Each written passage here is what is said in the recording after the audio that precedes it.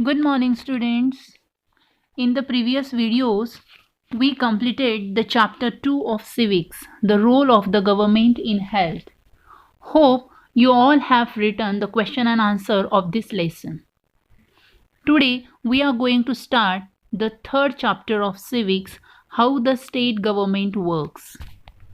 Students, in the last year, you learn about the government and the three levels of the government. What is a government? It is a group of people who governs the country. It makes rules for the well-being of the citizens. It also tries to resolve the problems faced by the citizens. Means each government works towards fulfilling the needs of the citizens. India is a vast country, and it is not possible to handle the whole country by one person or one government. Therefore, our country is divided into 28 states and 9 union territories. Each state has a government of its own. Thus, we have government at different levels. The government in India functions at three levels: central government, state government, and local self-government. We have a government that governs the country as a whole. It is called the central government. It is also known as union government. The government that operates from the states is called the state government. There is a separate government to take care of villages, cities, and towns. That government is known as local self-government. Thus, we can say that the government in our country works at three levels: central, state, and local. How it works at different levels, let's take an example and understand it better. Students, open the textbook page number 137 and start to read the conversation between the people of Burmo village and try to answer the questions. Let's start to read. One of the women says, "Yes, I agree. We do not have proper toilets at our place. Women are hesitant to even discuss this issue." Another one says, "Due to a lack of sanitation facilities, we face health issues as well." Then an old man says, "We really need to do something about the sanitation problem." The man says, and is writing, "I'll write down the problems faced by us so that we can present the report later on." Question number 1, based on the conversation, is mention the main issue faced by the people of Burmo village. We can easily understand that these people are talking about sanitation. So your answer will be, the main issue faced by the people of Burmo village is lack of sanitation.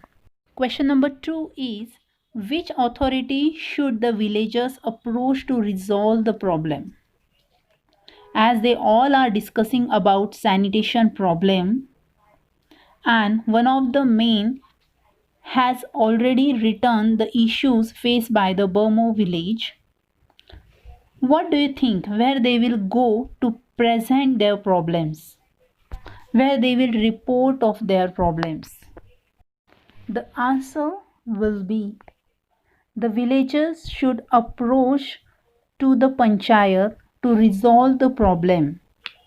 As we have already discussed that local self-government works on the village level. So if the village people have problems, if they face problem, they should approach to the panchayat. Students, do you know who is the head of the panchayat? Yes, the sarpanch is the head of the panchayat.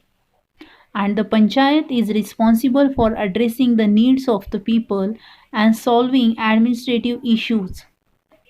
Such issues related to electricity, water, petty crimes. As petty crimes can be solved at village level, can you guess the meaning of the petty crimes? It is a type of crime which is not considered serious as compared to other crimes. As the local self government works at the village level, the state government works at the state level. How the state government works, that we are going to learn in detail now. The government has to make laws for day-to-day governance, for the smooth functioning of the society, and also to meet the civic needs of the people. The organs that perform these functions is known as the legislature. The legislature, the law-making body in states, can consist of one or two houses. Which are these two houses? The first is Legislative Assembly or Vidhan Sabha, and the second is Vidhan Parishad or Legislative Council. The first one is called Vidhan Sabha, lower house, and the second one, Vidhan Parishad, is called upper house. We are going to learn in detail about the first house, that is the Legislative Assembly or Vidhan Sabha. Some states have only one house. Some states can have two houses.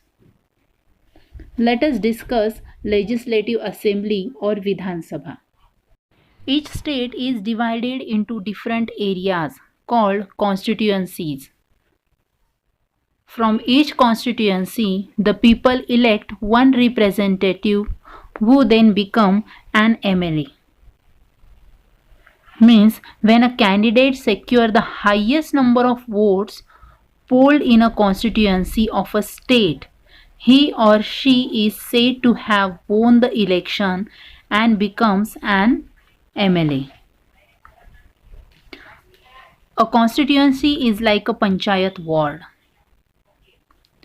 The MLAs belong to different political parties. Students, I know that you can tell me the different political parties' name, like Bharatiya Janata Party, BJP, Janata Dal, JD, Congress, and there are other various political parties in India. The political party whose MLA get more than 50% of the seats, it's said to be the majority.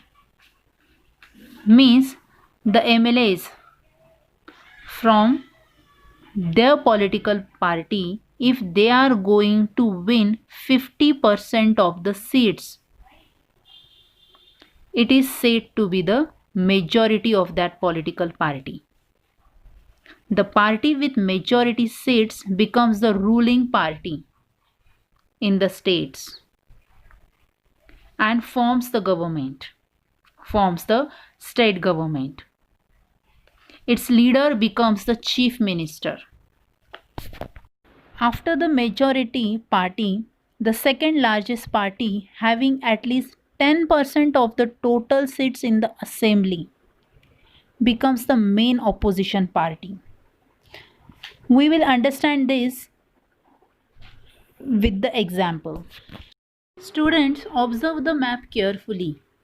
This map shows assembly election results of Uttar Pradesh held in 2017. Different colors represent different political parties. Read the index. Yellow color represents the Bharatiya Janata Party, and other colors represent the parties like Samajwadi Party, Bahujan Samaj Party, Rashtriya Lok Dal, Indian National Congress, and the grey color shows others, independent political parties. Students, for this map, you can refer the textbook page number 138. You can open the textbook and go through it. With the help of this map, we can easily understand that BJP became the ruling party. With the help of this map, we can easily understand that BJP became the ruling party. Votes for BJP was the highest. It became the ruling party by winning 312 of the state's 403 seats. Means out of 403, it won 312 seats of the states. Samajwadi Party won a total of 47 seats and became the main opposition party. Both the opposition party and the majority party have to talk in a legislative assembly about different issues faced by them or people of their constituencies. MLA of a legislative assembly can be a minister of a particular department such as finance. Therefore, sometimes MLAs have dual responsibility as they have to perform the role of an MLA as well as a minister. What can be the strength of the legislative assembly? In different states, it varies according to the population of the states. Students, can you name the state which is the least populated in the country? The least populated state in the country is Sikkim. So, the Legislative Assembly of Sikkim has only 32 members, while that of Uttar Pradesh, the state with the largest population, has 403 members. What is the eligibility criteria for MLA? To become an MLA, a person must be a citizen of India and over 25 years of age. He or she must be listed in the voters list. The majority party, or we can say the ruling party, has a leader. Who is that leader? That leader is the chief minister. Who appoints the chief minister? The governor of the state appoints the leader of the ruling party as the chief minister. The governor also appoints other ministers who are selected by the chief ministers. In 2017, who became the chief minister of Uttar Pradesh? In 2017, Yogi Adityanath was appointed as the chief minister of the Uttar Pradesh. The chief minister and other ministers belong to the executive branch of the government. Students, we have already learned the three branches of the government last year: legislative, executive, and judiciary. So, the chief minister and other minister belong to the executive branch of the government also. They are together responsible for the working of the different government departments. For example, agriculture and transport. Students, by discussing activity 2 and activity 3, we will complete our remaining part of the lesson in the next video. Thank you.